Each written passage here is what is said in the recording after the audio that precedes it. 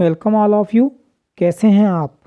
आपने fourth class की EVS की बुक लुकिंग अराउंड या आसपास के chapter number 22 the world in my home या जिंदगी मेरे घर में के पिछले दो भागों में जाना कि हमारे घरों और अड़ोस पड़ोस में बहुत सारी असमानताएं हैं। ये असमानताएं अलग अलग पसंद और सोच होने के कारण होती हैं।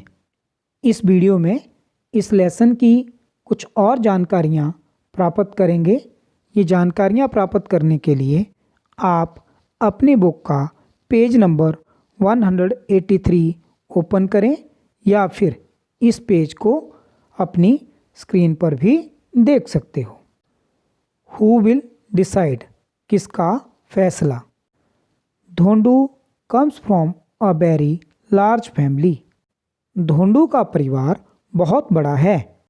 His elder uncle looks after the family, there fields, money matters etcetera.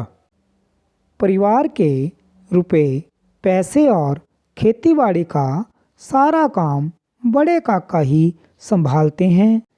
He decides about all the small and big things for the family.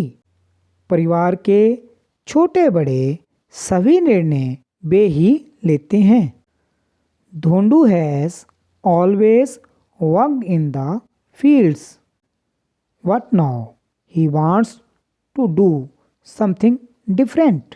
अभी तक तो धोंडू खेत में काम करता था, पर अब वो कुछ नया करना चाहता है।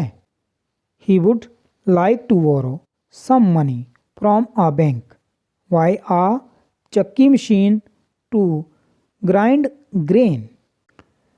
वो बैंक से कुछ पैसे उधार लेकर आटे की चक्की लगाना चाहता है। There is no such machine in their village. उनके गांव में एक भी चक्की नहीं है। Dhondu is confident that this new work will help him earn more money for his family. Dhondu को पूरा यकीन है कि उसके नए काम से परिवार को फायदा होगा।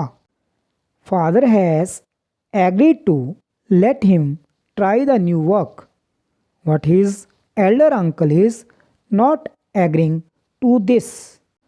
उसने बाबा को तो मना लिया है, पर बड़े काका उसकी एक भी सुनने को तैयार नहीं है। If you were in Dhondu's place, what would you do? तुम धोंडू की जगह होते तो क्या करते? शायद आप अपने बड़ों से बात करते कि वे काका को इस बारे में मनाएं और उन्हें कन्विंस करें। Has it ever happened with you that you wanted to do something but the elders in the family did not allow you?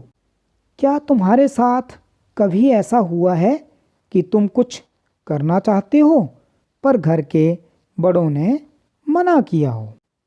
तो आप सोचकर देखें कि क्या कभी आपके साथ ऐसा हुआ है। अगर हुआ है तो क्या हुआ, लिखें। Who takes important decision in your family, what do you feel about this? तुम्हारे घर में ज़रूरी फैसले कौन लेता है? तुम्हें इस बारे में क्या लगता है? आपके घर में आपके बड़े ज़रूरी फैसले लेते हैं या फिर कोई एक ही व्यक्ति सारे फैसले लेता है या फिर मिलजुल कर? और आपको क्या लगता है कि फैसले किसी एक व्यक्ति को ही लेने चाहिए या फिर घर में सबको मिलजुल कर फैसले लेने चाहिए?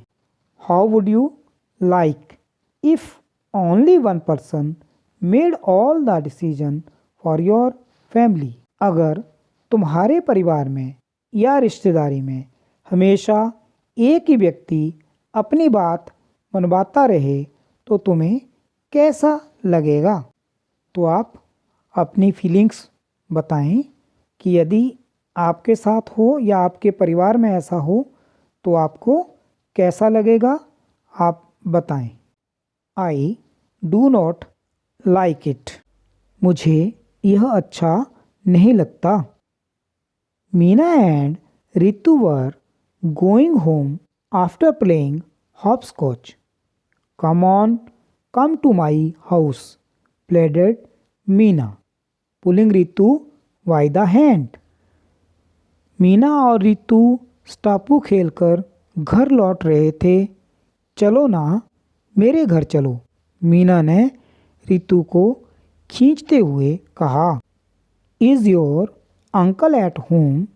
क्या तुम्हारे मामा घर पर हैं? If he is I will not come, Ritu answered. अगर वे होंगे तो मैं नहीं आऊँगी, रितु ने जवाब दिया। What, why do you say that? Uncle likes you. पर क्यों? मामा को तो तुम अच्छी लगती हो। He was saying, bring your friend Ritu home and I will give both of you lots of chocolate. कह रहे थे अपनी सहेली रितु को घर लाना, मैं दोनों को खूब सारी चॉकलेट खिलाऊंगा। Ritu pulled her hand away from Meena saying, I am scared of your uncle, I do not like it when he even touch my hand. Saying this Ritu went home. Ritu ने मीना से अपना हाथ छुड़ाया और बोली, तुम्हारे मामा से मुझे डर लगता है, हाथ भी पकड़ते हैं तो मुझे अच्छा नहीं लगता। यह कहकर रितु अपने घर चली गई। Have you ever disliked anybody's touch? Whose touch did you dislike? क्या तुम्हें भी कभी किसी का छूना बुरा लगा है? किसका छूना तुम्हें अच्छा नहीं लगा? If you were in Ritu's place what would you do? अगर तुम रितु की जगह होते तो क्या करते? अगर आप रितु की जगह होते तो आपको इमीडिएटली उन लोगों को बताना होगा जो लोग वहाँ पर प्रेजेंट हों, और उन लोगों के पास कभी भी नहीं जाना चाहिए जिनका टच आपको कंफर्टेबल नहीं लगता।